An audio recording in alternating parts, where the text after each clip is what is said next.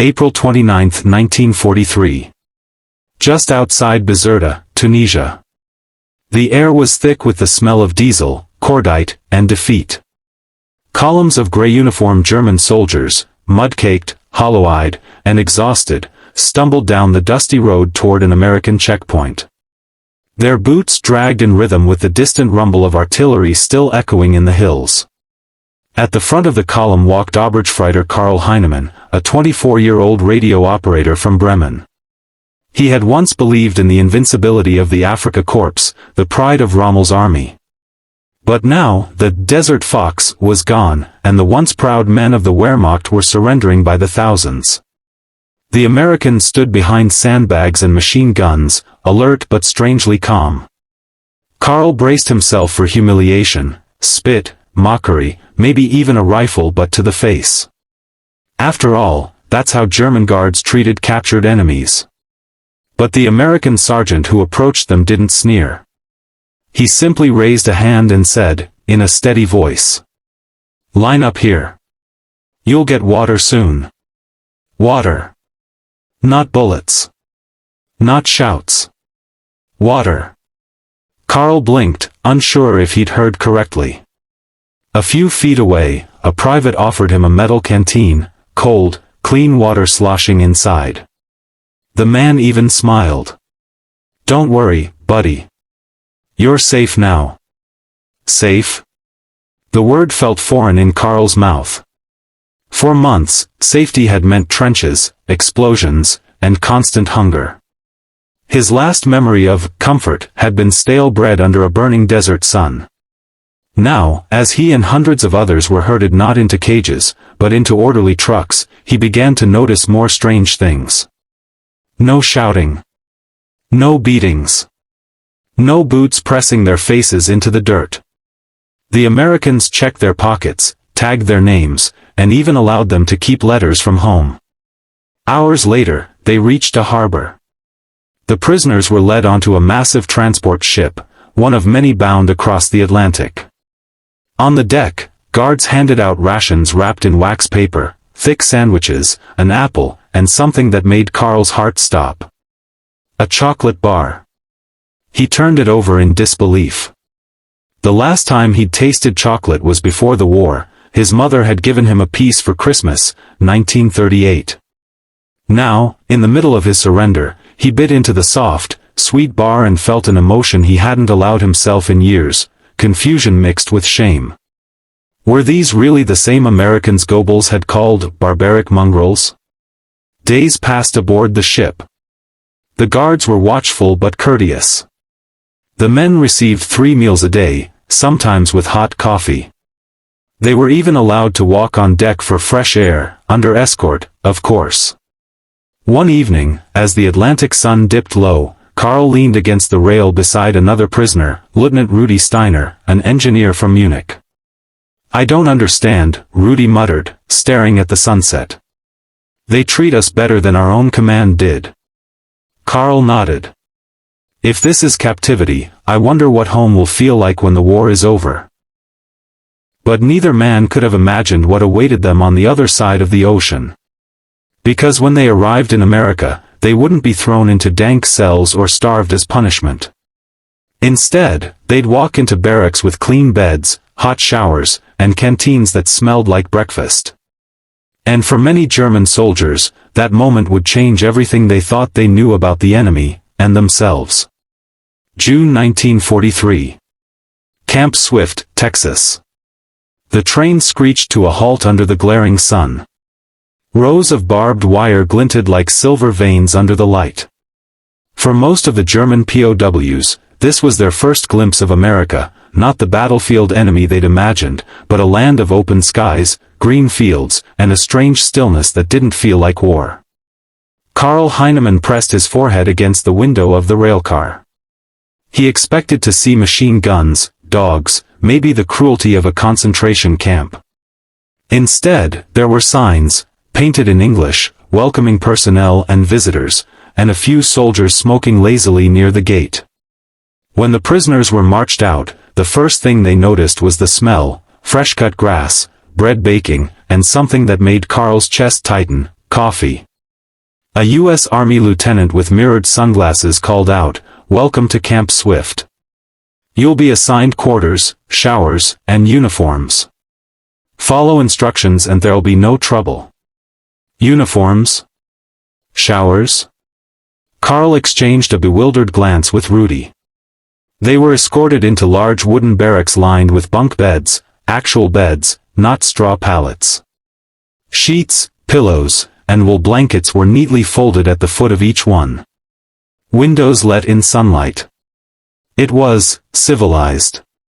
A corporal handed Carl a bundle of clothes, olive green denim trousers, a work shirt with PW stenciled on the back, socks, and boots. "Hot showers are down the hall," the corporal added casually, as though offering him a luxury suite. Carl turned the word over in his mind, hot showers. He hadn't seen one since 1941. Steam billowed through the tiled room. The scent of soap filled the air. The water burned at first, then soothed. He closed his eyes and almost forgot he was a prisoner. For a moment, he was just a man washing away the desert and the war. Later, at the mess hall, the Germans lined up with trays. They were served roast beef, mashed potatoes, and vegetables. And at the end of the line, again, chocolate. American chocolate, thick and creamy. Rudy picked up his portion and whispered, "This must be propaganda." But when he bit into it, his expression softened. "If this is propaganda," he said through a mouthful, "it's delicious." Across the room, Carl watched an American sergeant joking with another prisoner. The sergeant offered him a cigarette, and they laughed about the heat. There was no hatred in their eyes, just the awkward curiosity of men on opposite sides of a war they hadn't started. Days turned into weeks. The prisoners were given books, music, and even the chance to work, picking cotton or repairing fences for small pay, redeemable at the camp canteen. Inside that canteen, something surreal awaited them: Coca-Cola bottles stacked in rows, newspapers, postcards, even playing cards. The jukebox in the corner played swing music, filling the air with rhythm and laughter. For the first time, Carl saw German and American soldiers sitting at nearby tables, not as enemies but as men who shared the same exhaustion, the same hunger for normal life. That night, back in his bunk, Carl stared at the ceiling. The fan above him hummed softly. How could this be? The Reich had said Americans were savages, materialistic, degenerate, soulless. But these savages gave them chocolate, clean sheets, and soap. For the first time since the war began, Carl began to question everything he had believed. Maybe, he thought, the true prison wasn't made of wire or guards. Maybe it was built from lies. August 1943. Camp Swift had settled into rhythm. The Texas summer was fierce, dry wind sweeping across open plains, carrying dust that coated everything, but for the German prisoners, life had taken on an almost dreamlike quality. Each morning, a bugle woke them at 6 a.m. They dressed, lined up for roll call, and then split into groups, some for work details, others for classes. Yes, classes. The Americans had allowed them to organize language lessons, woodworking workshops, even orchestras. Carl joined the camp's library committee. When he walked into the small building that served as their library, he found shelves filled with both English and German books, Goethe, Dickens, and even a few volumes of American history. The librarian, a red-haired corporal from Chicago, helped him sign out The Adventures of Tom Sawyer. "You'll like that one," the corporal said with a grin. "It's about freedom." Freedom. The irony wasn't lost on Carl. In the afternoons, the prisoners worked outside under supervision. Some tended vegetable gardens behind the barracks, others painted fences or fixed machinery. There were guards nearby, but they didn't hover. Sometimes they even joined in conversation. Once, while Carl was repairing a generator, a U.S. guard named Private Miller offered him a bottle of root beer. "Tastes weird the first time," Miller said, leaning on his rifle. "But you'll get used to it." Carl tasted it. Sweet, cold, fizzy. He smiled despite himself. In the evenings, the prisoners returned to barracks where laughter echoed through open windows. Some played cards or chess, others listened to the radio. The camp orchestra, an unlikely mix of ex-Luftwaffe musicians and infantrymen, played Strauss and even bits of American jazz. And then there were the sports. Baseball diamonds, soccer fields, volleyball nets. Saturday afternoons turned into matches that drew both guards and prisoners as spectators. The Americans often lost at soccer. The Germans had been playing it their whole lives. But when it came to baseball, the tables turned. One warm evening, Karl stood at home plate with a bat in his hands. The camp commander himself, a tall colonel with a sunburned neck, was pitching. The crowd, a blend of khaki and POW green, cheered for both sides. Karl swung, missed, and heard laughter ripple through the field. But it wasn't cruel laughter, it was the laughter of men forgetting, for one brief moment, what uniforms they wore. That night, sitting on his bunk, Karl wrote a letter home. The Americans allowed correspondence, though it was censored. He began carefully. Dear Mother. I am well. I am in America now. The camp is nothing like what we imagined. We sleep in clean beds, eat warm food, and are treated with respect. The guards are fair men, even kind. They let us play music and football. Do not worry for me. Tell Father I have seen the enemy, and he does not look like what we were told. The next morning, he dropped the letter in the outgoing mailbox, alongside dozens of others written by men who once believed America was their mortal foe. Weeks later, news spread through the camp that some POWs had been transferred to other states, Arkansas, Georgia, even as far as Colorado. All of them reported similar treatment. It became a quiet secret among the prisoners, America wasn't just winning the war with weapons. It was winning with something far more powerful, dignity. Still, not all Germans felt comfortable with this realization. Some die-hard Nazis, still clinging to their ideology, accused the others of weakness. They called them Amerikampfer, American sympathizers. But Karl had seen too much kindness to care about labels. Each chocolate bar, each handshake, each friendly smile from an American soldier chipped away at the walls propaganda had built inside him. For the first time, he began to imagine a life after the war, one where enemies could become men again. November 1943. The air in Texas had cooled, and autumn crept into Camp Swift. The smell of pine and faint chimney smoke drifted across the rows of barracks. Inside, the prisoners prepared for winter, not with dread, but with an odd sense of contentment. Karl Heinemann had been in America for 6 months now. His beard was trimmed, his uniform pressed. He'd grown used to the rhythm of camp life, and though he still longed for home, something inside him had changed. He woke up not to barking orders, but to the soft crackle of the camp loudspeaker announcing breakfast. The meals remained hearty, oatmeal, eggs, sometimes even sausages. And every so often, the cooks, many of them American Southerners, slipped in something the Germans had never tasted before, pancakes dripping with syrup. It was small, but for men who had lived through years of sand, bullets, and starvation, it felt like luxury. By day, Karl now worked in the camp's carpentry shed, building chairs, tables, and even toys that were sent to local orphanages. It's strange, he said to Rudy one afternoon, sanding a piece of oak. I came here as a soldier, and now I'm making furniture for children. Rudy smiled. Maybe that's how wars end, by building instead of breaking. The Americans encouraged these projects. The Geneva Convention, they learned, required humane treatment of POWs, but what shocked the Germans most was how seriously the US took it. It wasn't just about rules, it was about belief. In the evenings, some prisoners attended English classes run by university volunteers from nearby towns. Young women came to teach, something almost unthinkable to men raised under the shadow of Nazi discipline and gender roles. Miss Thompson, one of the teachers, had curly hair and a disarming smile. "You see, thank you is not just a word," she told them one night. "It's a bridge. You build it when you mean it." Carl practiced carefully, his accent thick. "Thank you." "Perfect," she said. "Now use it." He grinned shyly.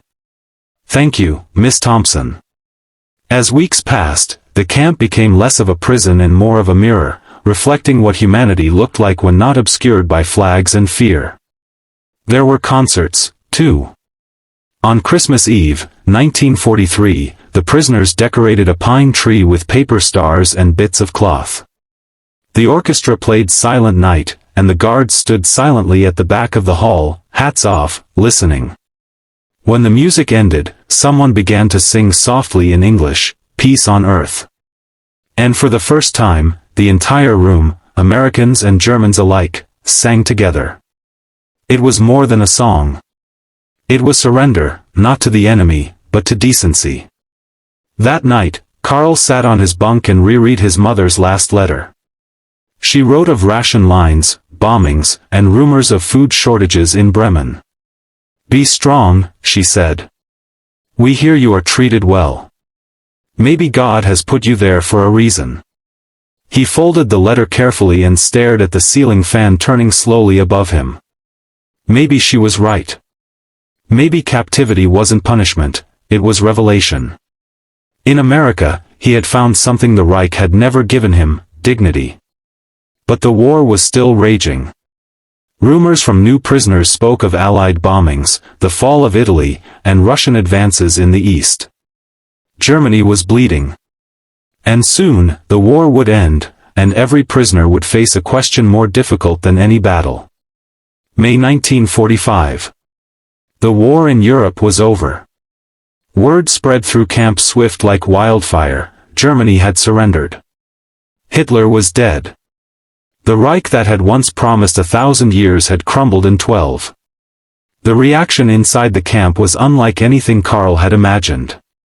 Some prisoners cheered, relieved that the killing was finally done.